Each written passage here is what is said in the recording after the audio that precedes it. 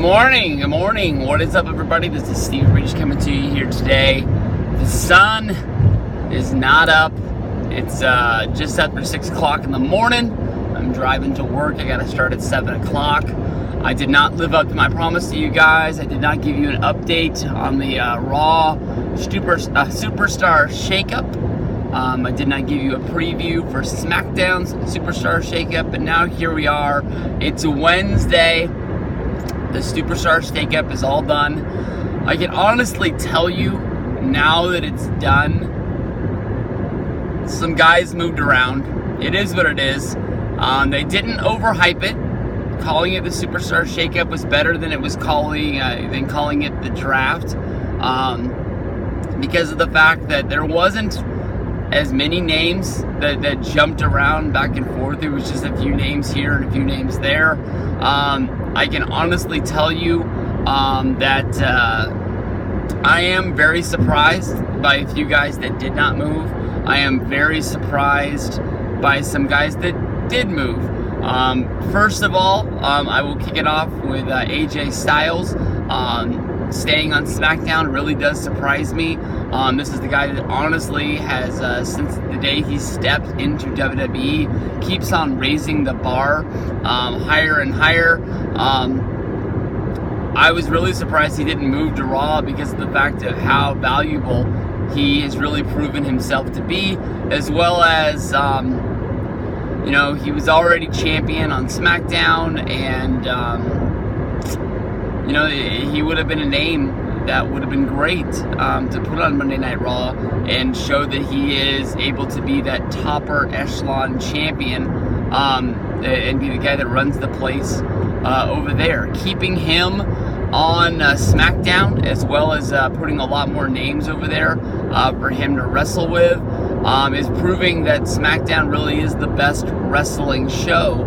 If you watch for wrestling and you don't really watch for the storylines and all the other bullshit that goes down, if you just want to watch wrestling, SmackDown is the show that you want to watch on Tuesdays, and AJ Styles is the guy who's probably going to be the guy that's going to be giving it to you.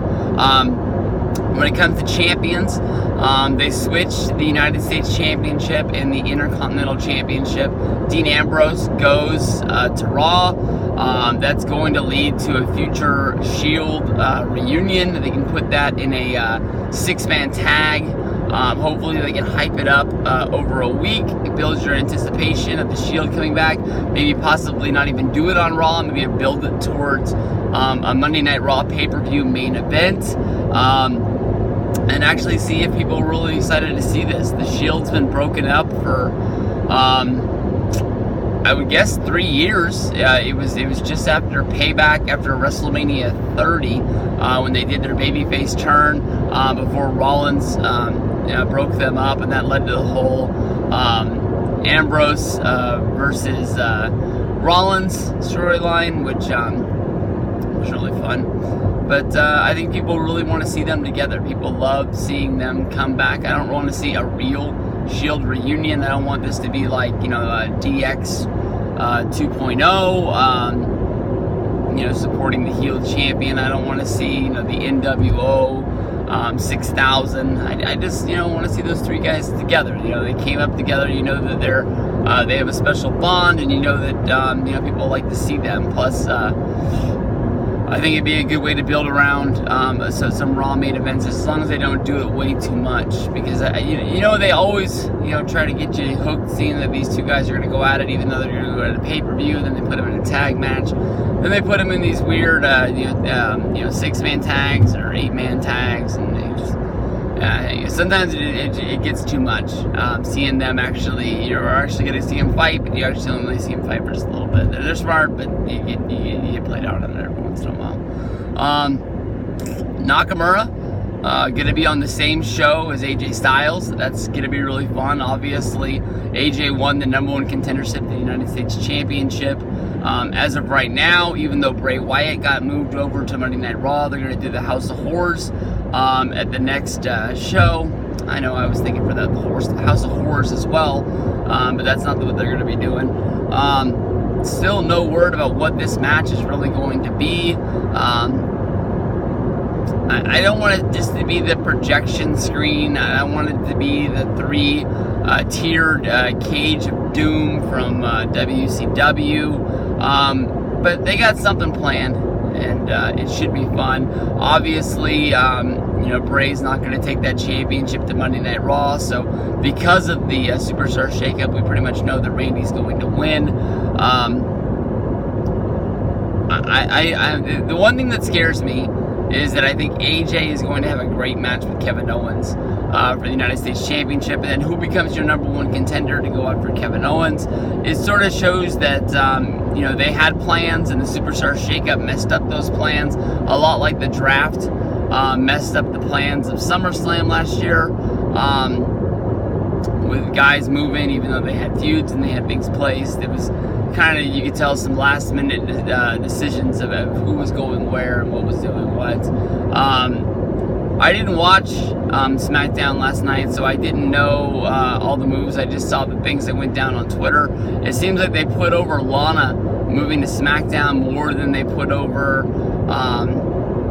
Rusev being moved over there, so I honestly thought they had broke it up. But Ziggler and Lana being on the same show, that's sort of scary. I don't think we'll ever see that combination ever again, but that was the first thing I thought of when I saw that Lana moved to SmackDown and didn't think Rusev went there.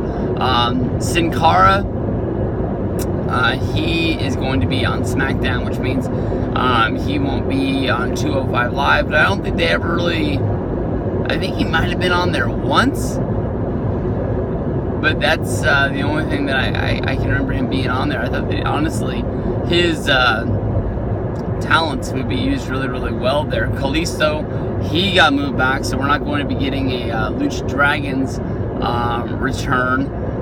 Because honestly, even though Kalisto, when he was a member of the Lucha Dragons, he won the United States Championship and had a feud with Del Rio. I don't think they ever really capitalized on his talents since they made those guys, sort of break up and go solo, even though they didn't really have a real big breakup angle. They just said they weren't going to be a tag team anymore. Let me think. New Day moving over. They're going to have some fresh guys to go against. Tag team divisions are looking pretty good. SmackDown got the steal of the century with Charlotte moving over there, only losing Mickie James and... shoot, who's the girl from SmackDown that jumped over? But honestly, to me, Charlotte is your main event of the women's division. She is your Ric Flair, she is your Hulk Hogan, she is your John Cena and Roman Reigns all rolled into one. As far as having great wrestling matches on SmackDown in the women's division, that's the best way to have them. So a lot of the moves that they did really make sense. I don't know, just with AJ Styles, the one thing that gets me there is that, AJ had the match against Shane. Daniel Bryan fired him before WrestleMania. I thought that would have made him a free agent. I thought that, honestly, he would just show up on the Raw after WrestleMania and just say that he's ready to go as a member of Monday Night Raw because of the fact that he had been let go. They're not going to play up on that, but I think I'm happy that AJ's staying. It's not that I don't want him to be on that Raw show, and I know that in WWE's mind, Raw is always going to be the A show, and Raw is always going to be the A game. But they know what they're doing. They're going to figure this out.